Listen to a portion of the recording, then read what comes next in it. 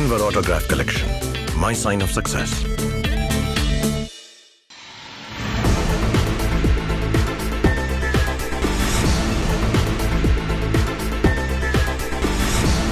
नमस्कार, मैं हूं आपके साथ प्रीति और आप देख रहे हैं प्लस न्यूज। खबरों में आगे बढ़ने से पहले एक नजर डाल लेते हैं इस वक्त की हेडलाइंस पर।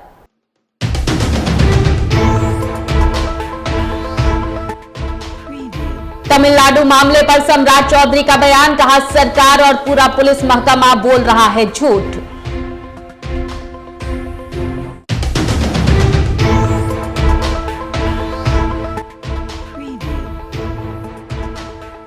तमिलनाडु मामले पर शकील अहमद खान की सफाई, कहा वायरल वीडियो है फेक।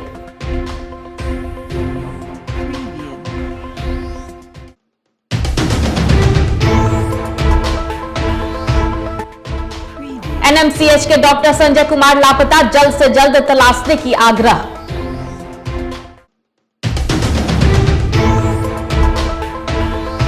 तमिलनाडु मामले पर राजद प्रवक्ता शक्ति सिंह यादव का बयान, खबर को बताया भ्रामक।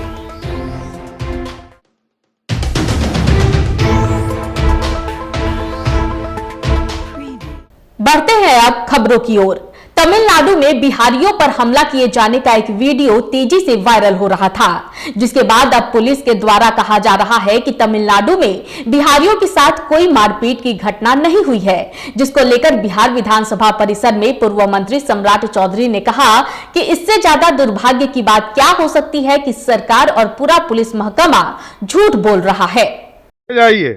जमुई के एक एक परिवार के लोग ये बताने के लिए उत्सुक हैं कि हमारे साथ क्या क्या पीड़ा हुआ। वहां के एक परिवार के लोगों की हत्या की गई, उनकी पत्नी नेहा का भी बयान आ रहा है। आज इससे बड़ा दुर्भाग्य क्या हो सकता है कि सरकार झूठ बोल रही हो, पुलिस महकमा झूठ बोल रहा हो।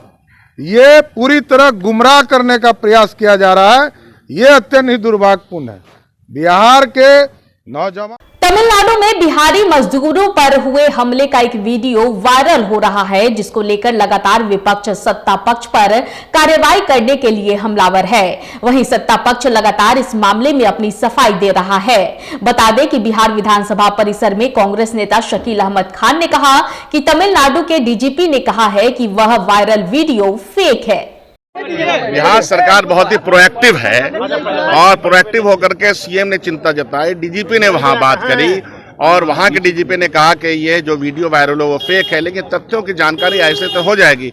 हम अच्छी तरह यह मानते हैं और समझते हैं और समझाने का प्रयास करते हैं। देशवासी और देश के किसी भी अन्य का व्यक्ति कहीं पर भी काम करने जाए, उसकी प्रताड़ना हम बर्दाश्त नहीं करते हैं। उसको ये आज़ादी है काम करने की, नौकरी करने की, कारोबार करने की, ये सारी आज़ादियाँ हमको संविधान ने दी है। उसके ऊपर कुटाराघात बिहार को क्या किसी भी राज्य को बर्दाश्त। एनएमसीएच में फार्माकोलॉजी विभाग के एचओडी डॉक्टर संजय कुमार के लापता होने पर भाजपा प्रवक्ता निखिल आनंद ने नीतीश सरकार पर जमकर हमला बोला है। उन्होंने सवाल पूछा है कि क्या बिहार में 1990 के दौर की वापसी हो गई है। इस दौरान उन्होंने मुख्यमंत्री नीतीश कुमार और डीजीपी से यह आग्रह किया है कि लापता डॉक्टर को जल्द से जल्द तलाशा जाए। क्या बिहार में 1990 के दौर की वापसी हो गई है? एनएमसीएच के फार्माकोलॉजी डिपार्टमेंट के head of the department Sanjay Kumar पिछले 2 दिनों से गायब हैं। आईएमए ने चिंता जताई है, इस बारे में अपनी आवाज उठाई है। मुख्यमंत्री नीतीश कुमार जी से और बिहार के डीजीपी से हम सभी ये अपील करते हैं कि गुमशुदा डॉक्टर की तलाश शीघ्र अतिशीघ्र की जाए। अंदेशा जताया जा रहा है कि डॉक्टर का अपहरण किया जा सकता है फिरौती के कारण, या फिर अन्य कारणों से भी उनको अगवा किया जा सकता है। बिहार की सरकार निश्चित तौर पर डॉक्टर का पता लगाए और उनके परिवारजनों को जल्द से जल्द राहत देने की कोशिश करे। इस बात का हमें पूरा विश्वास है कि नीतीश कुमार जी इस मामले को गंभीरता से संज्ञान लेंगे। राजद प्रवक्ता शक्ति सिंह यादव ने तमिलनाडु में बिहारियों की पिटाई को भ्रामक खबर बताया है। उन्होंने कहा कि यह खबर जिस तरह फैलाई गई है, वैसे सभी भाजपा नेताओं पर कार्रवाई होनी चाहिए जिन्होंने इस खबर को प्राथमिकता दी है। इस दौरान उन्होंने यह भी कहा कि नेता प्रतिपक्ष विजय कुमार सिन्हा के पास कोई ज्ञान नहीं है। तमिलनाडु में बिहारियों की पिटाई हो रही है, ये झूठ की खबर, भ्रामक खबर जिस कदर फैलाई गई और सटल प्लेटफॉर्म ने इसको प्राथमिकता दी, भारतीय जनता पार्टी के एजेंडे को लागू करने का साहस किया। माफी मांगनी चाहिए उन सभी भाजपा के नेताओं को और उन सभी डिजिटल प्लेटफॉर्मों को जिन्होंने सत्ता की जांच किए बगैर खबर को प्राथमिकता के तौर पर चलाई है। माफी मांगे नेता प्रतिपक्ष विजय सिन्हा जी, उनके पास तो कोई ज्ञान ही नहीं है, तो पद की गरिमा को भी तार तार कर जाते हैं, कुछ भी बोल जाते हैं, संवैधानिक पद पर बैठते हैं, गरिमा का ख्याल है, पद छोटा कर दिया उन्होंने अपने आचरण से। इस तरह से खबर अगर चलाओगे तो आपकी विश्वसनीयता कहीं ना कहीं मिट जाएगी। और मेरा मत साफ है कि माफी मांगनी चाहिए और खेद प्रकट करना चाहिए। इस तरह से लोगों के अंदर में विष भरने की कोशिश की जा रही है, कोई एजेंडा भाजपा के पास है नहीं। भारत समेत दुनिया के विभिन्न देशों में महिलाओं के प्रति सम्मान के लिए अंतर्राष्ट्रीय महिला दिवस 8 मार्च को मनाया जाता है। इस दिन महिलाओं की आर्थिक, राजनीतिक और सामाजिक उपलब्धियों का सम्मान किया जाता है। इसी उपलक्ष्य में मधुबनी स्वास्थ्य विभाग तथा विभाग की सहयोगी संस्था पिरामल फाउंडेशन के द्वारा महिला जागरूकता सप्ताह मनाया जा रहा है। बहुत अच्छी बात है। स्वच्छता तो एक ऐसा चैप्टर है जो हर एक्टिविटी से जुड़ा है, चाहे नगर, शहर, जमीन वाली या कोई प्रोसीड्योर, मेडिकल प्रोसीड्योर होता है, हर जगह इसकी ज़रूरत है। ये बहुत अच्छा है, अच्छी पहल है साफ सुथरा करने की। भारतीय जनता पार्टी जिला कार्यालय के सभागार में जिला अध्यक्ष शंकर झा की अध्यक्षता में 3 राज्यों के विधानसभा चुनाव में से नागालैंड, त्रिपुरा में भाजपा की बम्पर जीत तथा मेघालय में बढ़े जनमत पर एक दूसरे को कार्यकर्ताओं ने लड्डू खिलाकर जश्न मनाया।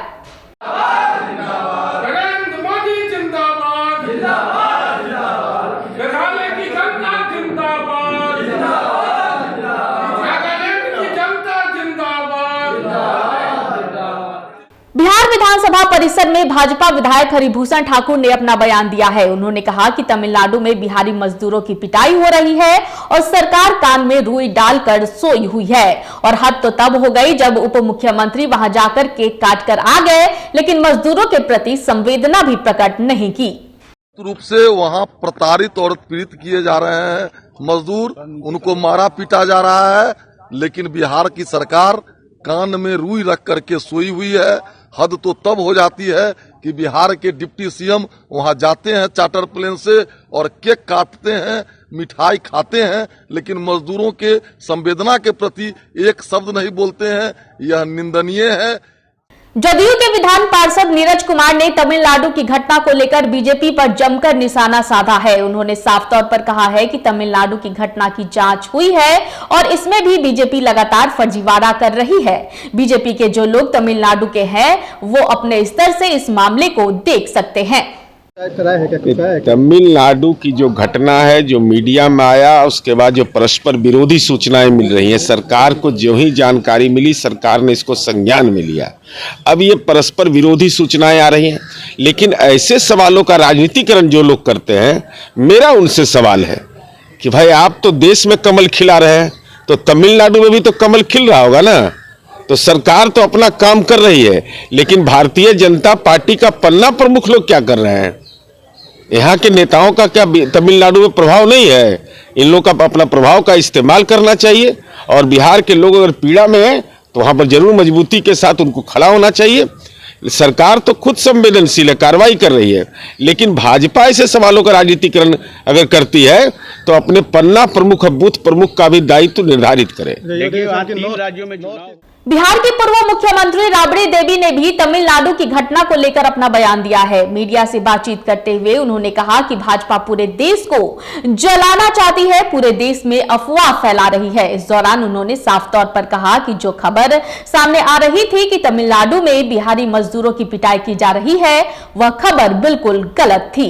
भाजपा पार्टी पूरे देश में देश को जलाना चाहता है, अफवाह फैलाता है। जो तमिलनाडु में हुआ था घटना कि बिहारी लोग का पीटा गया है, वो गलत बात है। वैसा कांड होइबे नहीं किया। वो आपस के लड़ाई वो लोग के था, आपस के लड़ाई वो लोग किया था, सरकार नहीं पिटवाया था वहाँ के। जो तेजस्वी गए थे मुख्यमंत्री जी बुलाए थे, तो उप मुख्यमंत्री को जाना फर्ज है। बदनामी गया था तो बदनाम बिहार को बदनाम कर रहे हैं लोग। तो बिहार के बदनाम कर रहा है बीजेपी। अब पूरा देश को जला दिया, आपका चाहिए? पूरा देश को तो बेच दिया, हवाई अड्डा बेच दिया, रेलवे बेच दिया, सब कुछ तो बेच दिया। क्या बाकी है देश में? बीजेपी दावा कर रही है कि बिहार में सरकार बनेगी बीजेपी की। 24 में भी जीतेंगे आप। अरे वो तो जनता बिहार का, देश का जनता नहीं बताएगा, हम क्या बताएंगे। भाजपा प्रदेश कार्यालय में भाजपा प्रदेश अध्यक्ष संजय जायसवाल ने प्रेस कॉन्फ्रेंस का आयोजन किया। इस दौरान उन्होंने कहा कि भाजपा का हर सदस्य हर्षित है क्योंकि 3 में से 2 उपचुनाव में भाजपा की जीत हुई है। बता दें कि भाजपा को त्रिपुरा, नागालैंड में जीत मिली है, जिसको लेकर संजय जायसवाल ने हर्ष जताई है। वहीं इस दौरान पूर्व मंत्री सम्राट चौधरी ने भी मीडिया से बातचीत की है। इस दौरान उन्होंने क्या कुछ कहा है, आप सुने। तो आज भारतीय जनता पार्टी के हर सदस्य हर्षित है कि 3 में से 2 उपचुनावों में भारतीय जनता पार्टी की पूर्ण बहुमत की सरकार बनी है। और यहाँ यह भी ध्यान रखने की बात है कि नागालैंड एक पूर्णतः अल्पसंख्यक समाज का लगभग 99% से ज़्यादा अल्पसंख्यक समाज नागालैंड में रहते हैं। उसके बावजूद भी हमारी लगभग 2/3 के बहुमत की सरकार हमारी बनी। हमने प्रो इनकम्बेंसी के तहत त्रिपुरा भी पूर्ण बहुमत के साथ जीतने का काम किया और मेघालय में भी हमारी उपस्थिति बहुत ही अच्छी रही है। इसके लिए भारतीय जनता पार्टी के राष्ट्रीय नेतृत्व माननीय प्रधानमंत्री श्री नरेंद्र भाई मोदी जी को और माननीय राष्ट्रीय अध्यक्ष श्री JP नड्डा जी को बिहार भारतीय जनता पार्टी बहुत बहुत धन्यवाद और साधुवाद करती है कि उनके मेहनत जी, राकेश जी, शंभू जी, अशोक जी और सम्मानित पत्रकार मित्र साथियों, माननीय अध्यक्ष जी ने बड़ा स्पष्ट तौर पर कहा कि भारतीय जनता पार्टी का 2 प्रदेश में जीत होने के बावजूद हम वो खुशी नहीं मना पा रहे जो हमको मनानी चाहिए, क्योंकि हमारे बिहार के मजदूरों के प्रति जो संवेदना है, हम लोगों की संवेदना तो है, लेकिन बिहार के मुख्यमंत्री उप मुख्यमंत्री की कोई संवेदना नहीं। आप समझिए कि बिहार के उप मुख्यमंत्री जाकर केक काट रहे हैं, केक खिला रहे हैं और बिहारी मजदूर पिटा रहे हैं। वैसे भी आज हम लोगों ने यहां तक कहा कि वहां तो संवेदना अपने व्यक्त नहीं ही किया, इसके साथ साथ जिस पदाधिकारी ने बिहार में बिहार के अफसर को गाली दिया, छोटे अफसर पे कार्रवाई हो गई जो बिहार के थे, लेकिन जो बड़े अफसर थे उस पर कोई कार्रवाई नहीं। इसलिए अध्यक्ष जी ने कहा बड़ा स्पष्ट है, बिहार की सरकार बिहारियों की चिंता नहीं करके दूसरों की चिंता कर रही है। दूसरे के जेट प्लेन पे घूम रही है, क्योंकि जेट प्लेन पे घूम रही है तो अब स्वाभाविक है केक भी खाना पड़ेगा, उसके गुणगान भी करने पड़ेंगे। तो ये लोग गुणगान करने दूसरे प्रदेशों में जा रहे हैं, लेकिन बिहारी की चिंता राष्ट्रीय जनता दल और महागठबंधन के लोग नहीं कर रहे।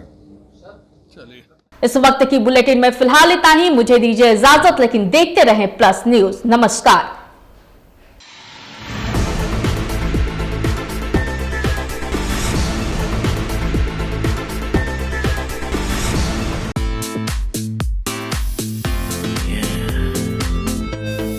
Denver Autograph Collection, my sign of success.